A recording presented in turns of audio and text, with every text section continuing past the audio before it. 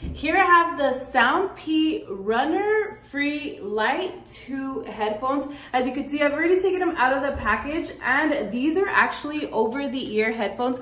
They do not go inside your ear. What I loved about these though is that they are so loud. Even though they're not in my ear, I was definitely impressed with the sound quality. Once fully charged, these have up to 15 hours of playtime.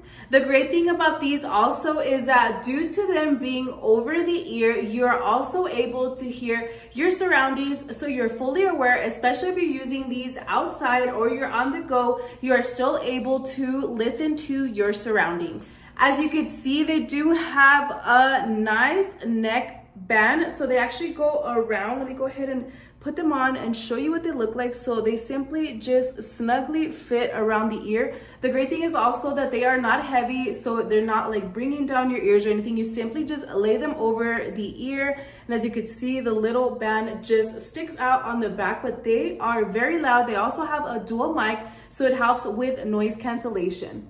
It also has, let me go ahead and show you, it also has some buttons on the side, so you are able to easily control.